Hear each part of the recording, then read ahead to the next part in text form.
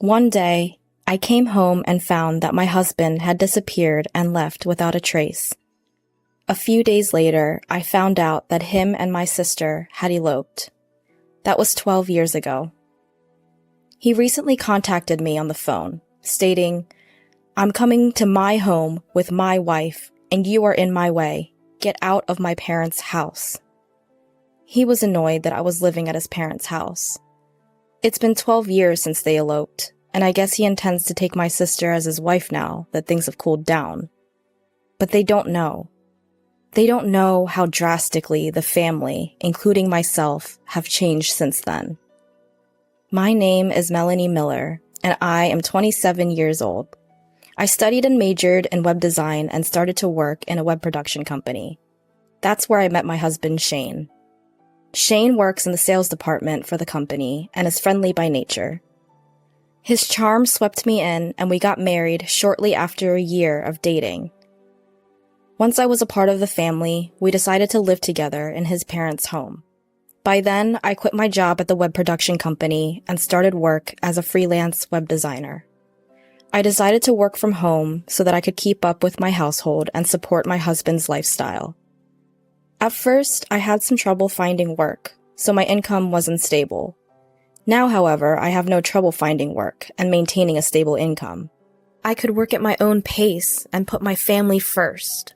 I could spend quality time with my husband and his family during the mornings, evenings, and even before bedtime. I was so satisfied with life. However, I noticed that my husband started to change his friendly attitude, little by little. It all started when I started to make twice the amount of money compared to what I was making 2 months prior at my old job. I was ecstatic to have reached and surpassed my salary that entire day. I couldn't wait to tell my husband when he came home from work. He's going to be so happy for me, I thought to myself. As soon as I knew he was home, I ran up to the front door with a huge grin on my face. "Shane, guess what? My income last month was twice the amount that I would have made at my last job." "What? Are you serious? Your last job had great benefits and pay, right?" "Yeah, but I've been wanting more. I finally did it." Yep. "That's it? What? You want me to throw you a party?" My husband was being unusually sarcastic and negative. I didn't know where the attitude was coming from, so I asked, "Shane, are you mad at me for something? Did I do something wrong? I genuinely thought that you'd be happy for me." "Why would I be happy? It's not like my salary went up." "Well, yeah, but can't you just be happy for your wife?" "Really? I'm not like you. I'm just not a naturally happy person." "Shane?" After that fight, my husband became more distant and indifferent day by day. Our daily conversations decreased until eventually it was only me that greeted him good morning and good night first. Even though we were only a year into marriage, we were far from happily married. My in-laws, whom we lived with, started to notice the tension and they began to worry, but they never said anything. 2 months went by and the relationship was still the same. We ate our meals together, but sat in silence. He'd switch the channel when I was in the middle of watching something and would eat all of the food in the house that I'd buy without asking for permission. Whenever I tried to confront him, he'd argue with me, so I just kept it to myself. Then finally, one day, I was cleaning the house, and my mother-in-law came up to me looking anxious. "Melanie, how are you? Are you okay?" "What do you mean, am I okay?" "Well, when you and Shane first got married, you both used to go out and enjoy spending time together. But lately, it seems like you don't do much of that anymore. And you don't even talk, and..." "Yeah, but we've only been married for a year," I replied. But it was strange. I forced a smile back at her so that she knew not to worry, but she saw right through my smile. She looked at me with a straight face. "If you don't want to talk about it, I won't make you. But I worry about you, and lately I feel like you've been down." "Well, I'm not faking anything." "Well, your father notices it too. Him and I are just worried that you might be overwhelming yourself." "Oh, Mother." Honestly, it probably was my fault that my husband was uncomfortable with me earning more. But on the other hand, I also felt alone in my accomplishment. And in the moment, I was so happy that she finally acknowledged and noticed the pain I was in. It brought tears to my eyes. So I decided to tell her everything. After listening to what I had to say, she started to rub my back and responded, "I am so sorry on behalf of him. He is not man enough to sincerely be happy for you and your success." No, it's my fault. It was selfish of me to think that he would have genuinely been happy for me. But that's something you shouldn't have to worry about in a marriage, Melanie. And if you keep your feelings in about this, it will only make it worse. I don't think it could get any worse. Okay, so the two of you need to seriously talk about this. Can you do that? Yes, I can. Thank you for listening to me, Mom. She smiled back at me. Of course. And then she patted my head.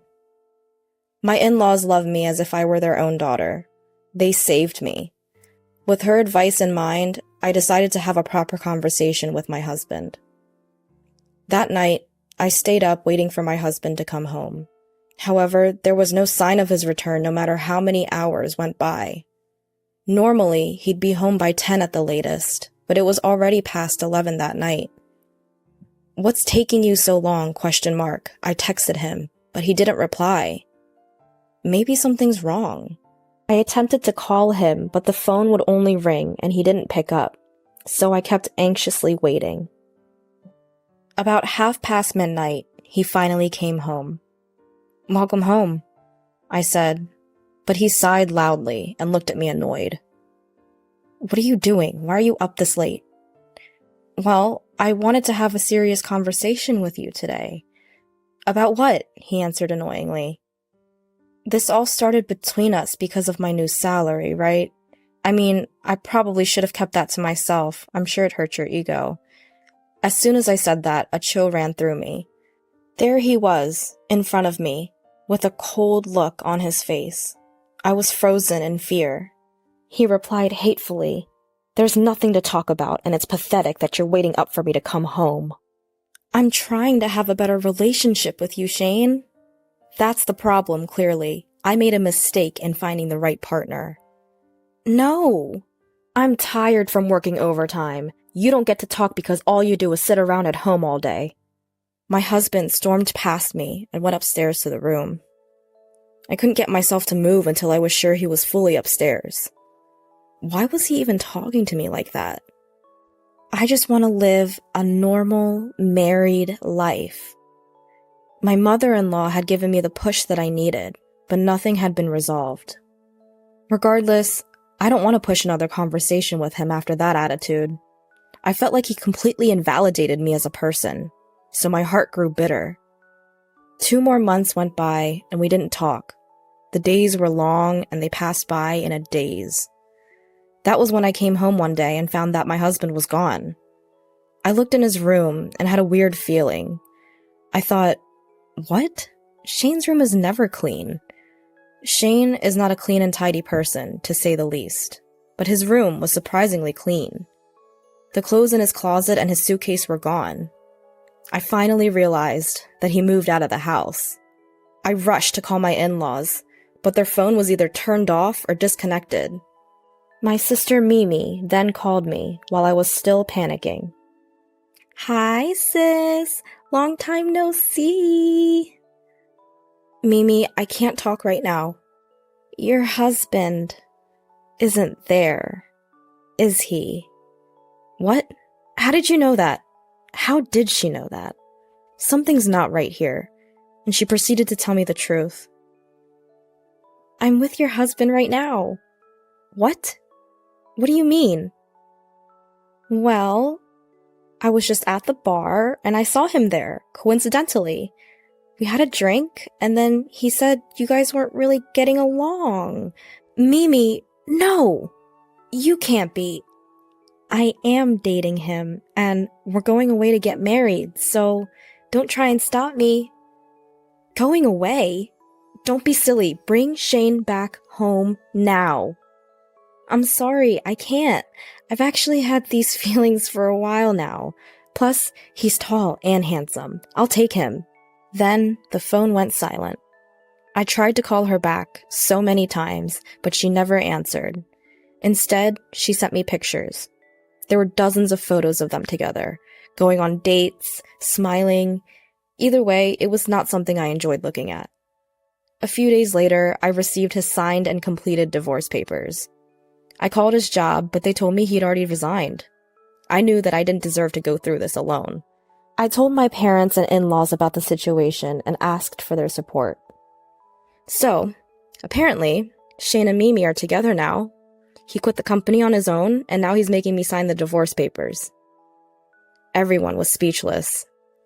Then, my father-in-law started to speak after processing. Melanie, I am truly sorry for our stupid son. I don't expect you to forgive me. Matter of fact, you don't have to. Oh, Father. And unfortunately, I cannot forgive your sister either. You are like a daughter to me. I cannot forgive them for hurting my precious daughter. Everyone agreed with him in this. It was at that moment when all of us completely changed how we felt and thought about Shane and Mimi. My in-laws were considering moving into a new house at the time. After the situation, they claimed, I don't want anything to do with my son ever again, and they moved houses without telling him. My parents have also decided to cut ties with my sister. If she were to ever come back, they said they'd pretend as if they don't know her.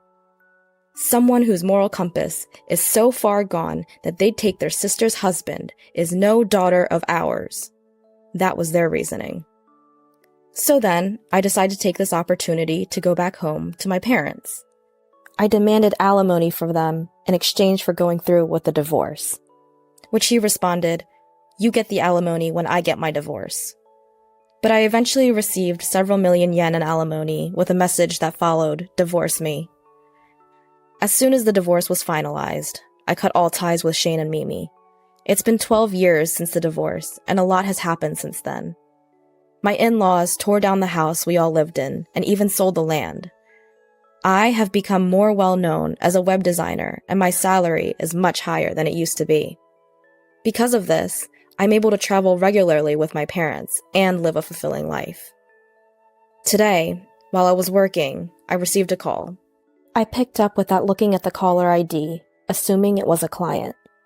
But it instantly brought back bad feelings. It's been a long time, Melanie. How have you been? Shane? I knew you'd remember your ex-husband's voice. He's talking nonsense, just like before. What do you want? 12 years and now you want to talk? I could hear him chuckle. No, you're in my house. Get out within the next 10 minutes. What? What are you talking about? We're in some financial trouble. Anyway, I'm on my way there now. I'm bringing my wife home to my house. You can get out of my parents' house now. Apparently, he still thinks I'm living with his parents. He really thinks that after 12 years, things have cooled down and they'll finally be accepted. In the background, I hear, "That's right, get out of there," coming from my sister. But they really don't know. Do they really think that just because it's been 12 years, all is forgiven? The world is not that kind, and I will show them hell if I have to. But I took a deep breath and said, if you want to go home, go home. I'm not at your parents' house anymore. Oh, really? Did my dad kick you out? How dumb can you be? Your parents' house doesn't even exist anymore. Huh? What do you mean it doesn't exist anymore? Shane's voice started trembling with anxiety. At that exact moment, he pulled up to where the house used to be. He screamed, "What the hell?" And I could hear the anguish in his voice. I then continued, "As soon as you eloped, we decided to cut ties with you both. Your parents have moved out, and my parents completely disowned the woman you're with. There's nowhere for you to come back to." Are you kidding me? How is this even possible? Believe it or don't. Be my guest. Your parents, my parents, and I don't consider you family. You aren't worthy enough since you both ruin people's lives. That's terrible. But Family! And who ruined your family? Don't ever call me again. I won't let you people ruin my life any more than you already have. As soon as I said that, I hung up and blocked the number. This time, I severed the last connection. After their failed trip to his parents' home, they decided to try my parents. But my parents already disowned her. My sister is sobbing loudly, to which my parents responded, "Who are you?" and completely ignored them at the gate. Then, they both got down on their knees and started to plead. "Please, parents, please forgive us. We have nowhere to go, please." Shane was following along with Mimi. "I'm begging you as well. My parents' house is gone. We have nowhere to go. Shut up. We don't care. You're not family anymore." That's right. He even sprinkled salt on the front door. "No, please, wait. No, please, I'm begging you. My father-in-law." "You don't get to call me that. Get out of here." They were so persistent that my father ended up sprinkling salt on them and my mother called the cops for trespassing. They have not been seen since. Last I heard, they were jobless, homeless, and asking their friends for money. But by the time they came back, word of them had spread around, and no one was willing to lend them anything. Anyway, it's unlikely that they could even survive in their hometown. They'd have to start scratch from somewhere else. But they brought that on themselves. They sowed their seeds, and they'll have to suffer for it. Me and my parents, of course, will never see them again. And they will live the rest of their lives full of regret. What the hell is going on? You didn't make lunch today. Over the phone, my husband abruptly yelled at me. He seemed irritated that I hadn't made his lunch and that I had been away from home. I told him to look after himself while I was gone, but he said, "Look, you're a housewife, right? Why you're skipping? You're a housewife who skips duties?" My husband didn't seem convinced. What a small man he is to make such a big deal about not having lunch for one day. I was fed up with him doing all of the housework and then taking it out on me when things didn't go his way. My mother-in-law had a faint smile on her face as she stood beside me, listening to my husband's yelling over the phone. "My name is Emily. I live with my husband and 2 children. Seth and Ray are twin boys who are 2 years old. I am so happy as the mother of twins who are so adorable. Raising these children is unquestionably the source of my current happiness. Nicholas, my husband, is a typical businessman. My husband's family owns a Japanese-style confectionery store in a shopping arcade corner. I quit my job shortly after my marriage, and I'm now assisting my in-laws with their store. With a light heart, I began working at the shop. But the work at the confectionery was much busier than I had anticipated. I not only serve customers in the store with its colorful selection of wagashi, but I also make my own sweets in the back kitchen. I have to be in the kitchen from early morning to prepare the sweets on time during the busiest times of the year. I continue to assist after the birth of my twins. I would sometimes stand in the store with my children on my back. Their cries would sometimes carry into the store, even when I was babysitting them away from the store. While caring for the young children, I continued to work at the store. My husband, on the other hand, was unconcerned about the wagashiya. "Hey, do you still have no plans to take over the confectionery business?" I asked. We've discussed it several times, but my husband appears to have no intention of taking over the confectionery business. "I've told you numerous times. I'm not going to take over the store. Isn't wagashiya so lame these days? The number of people in the shopping arcade is decreasing year by year, and if I take over the confectionery business now, I will have no future." My husband has no desire to take over the wagashiya of his family. Of course, he can't take over the store right now because he works for a larger corporation.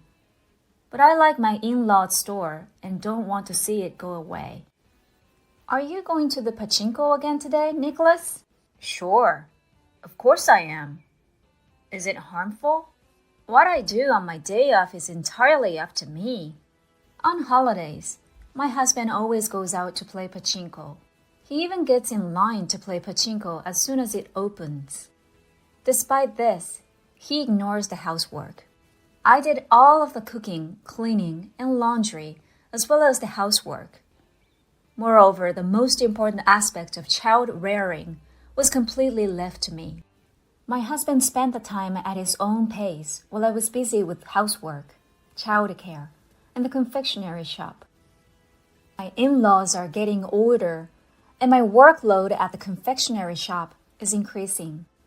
My in-laws, particularly my mother-in-law, were extremely understanding of my situation. Emily, you help us with the store, and we are very grateful. Thank you so much for everything. This was how my mother-in-law always expressed her gratitude. She's a lovely lady who has nothing to do with the wife-mother-in-law situation. Her gentle and kind smile warmed my heart. I really need Nicholas's assistance, she explained. He no longer appears to be interested in the confectionery. My mother-in-law always looked sad when we talked about my husband. I suppose she really wants him to take over the company. But her husband refused to agree. Well, we're lucky to have such a wonderful wife, Emily. We should stop being greedy. My mother-in-law lavishes praise on me.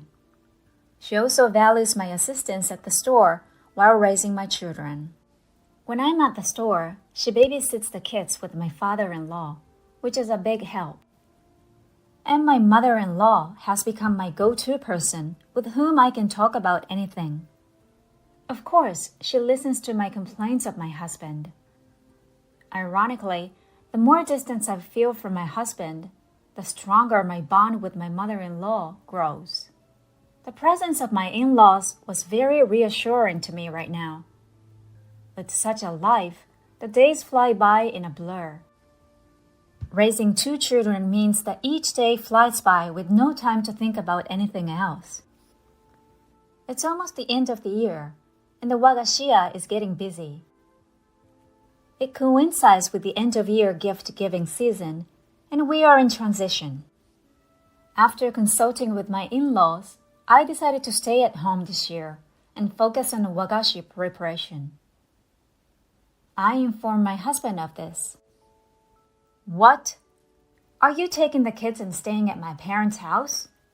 My husband was clearly upset. I explained to him that I would only be staying for one night to assist on a busy day. How about the housework? The response was as expected.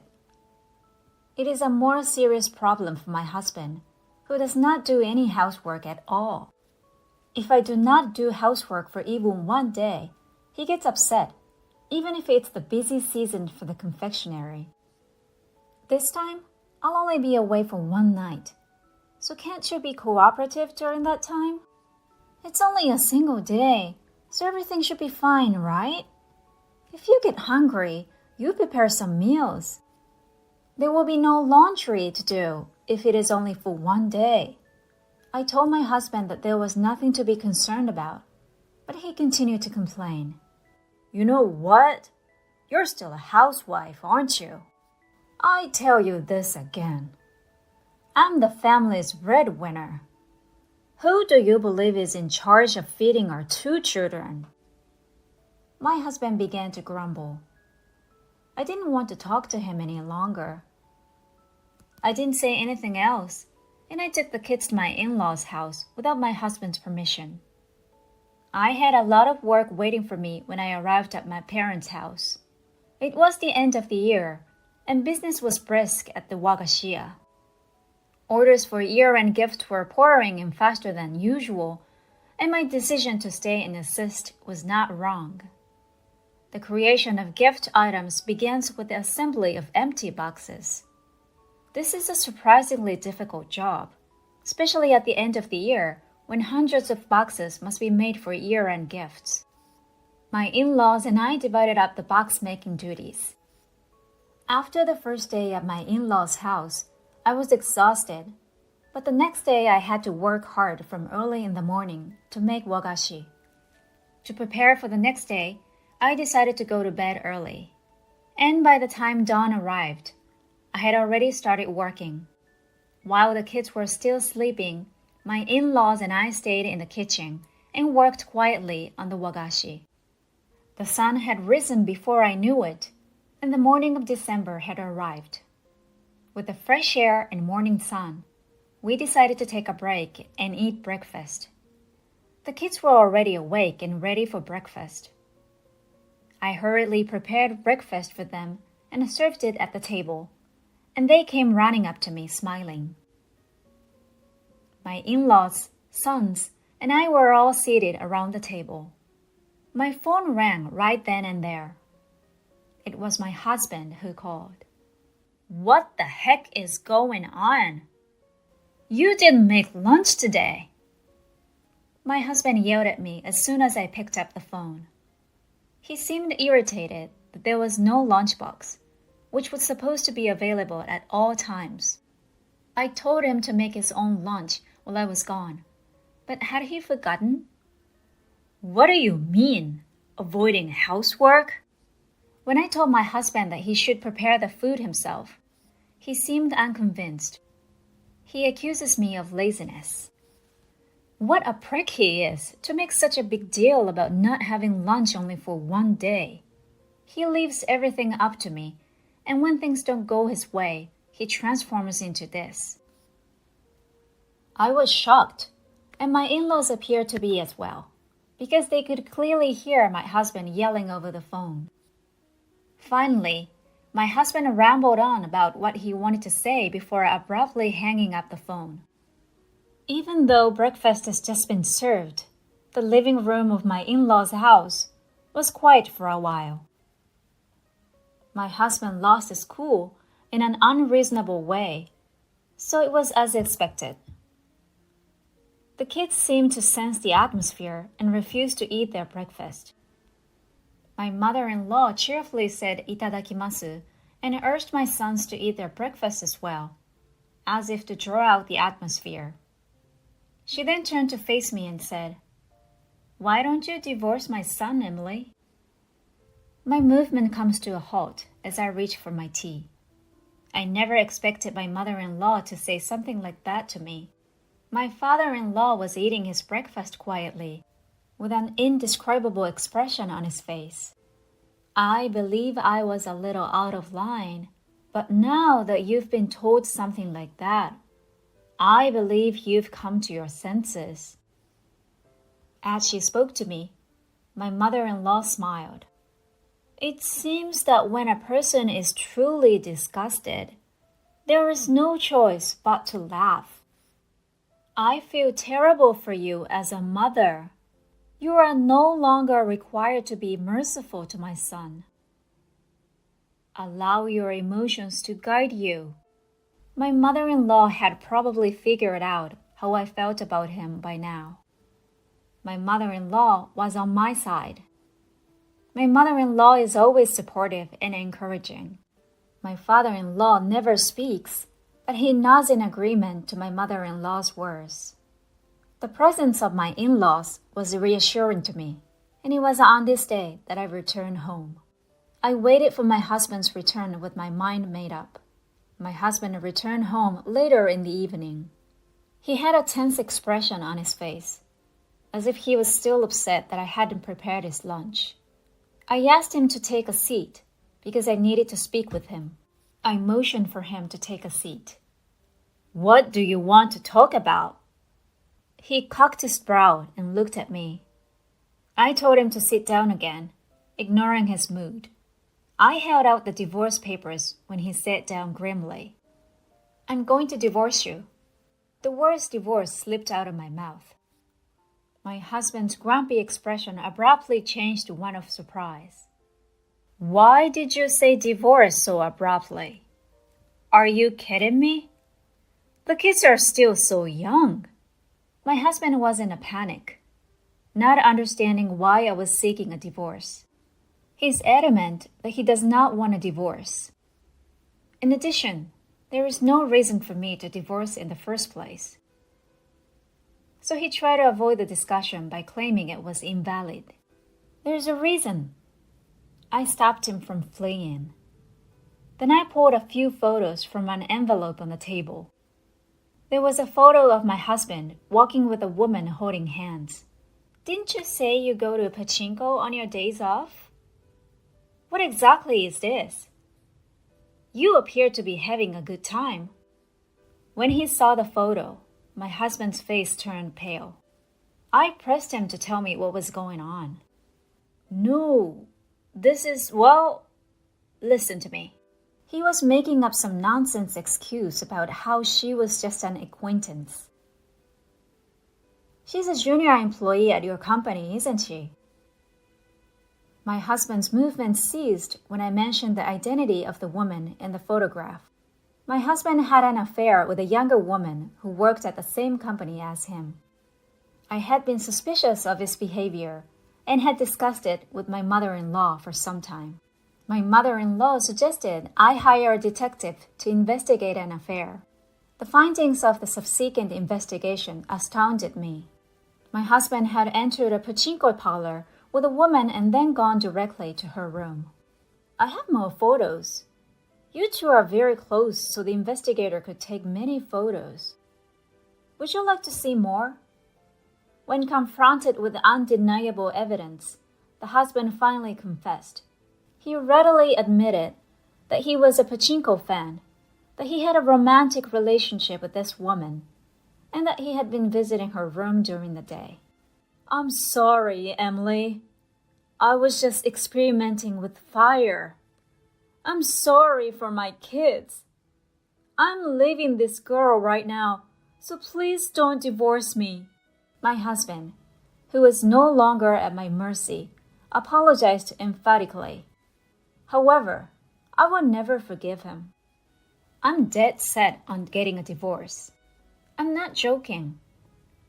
I've been assisting at your parents' home. While babysitting, I have taken care of things that you do not want me to do. I've informed your father and mother about this.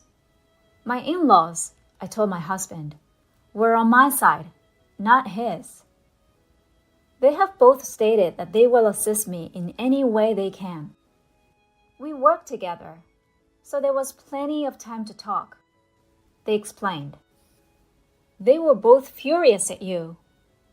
Of course, I informed them that we were divorcing. My husband completely lost his cool. He broke down in tears. Please, I would never do a thing like this. My caution appeared to have completely overwhelmed him. He just kept muttering that he didn't want a divorce after that. I can't do it with you any longer. I will make certain that you pay alimony and child support. I noticed him of a divorce. My husband begged for more forgiveness on his knees, but I refused to listen to him. As a result, my husband and I divorced. I insisted on alimony payments from both my husband and the woman with whom he had an affair. My husband had to pay child support for our children as well. My husband then chose to resign from his job with a woman who had lost her position in the company after the company discovered their affair. My in-laws were furious and informed my husband that he would be cut off from his family and barred from the family home. My husband, who has no one to rely on, is now compelled to work from morning to night doing manual labor in order to pay his monthly bills. After the divorce, I continue to work at the wagashia. My in-laws asked me to continue. I enjoy working in the store, and of course, I need to support my children. My in-laws want me to run the store after they retire. They intend to eventually give me the store and their home.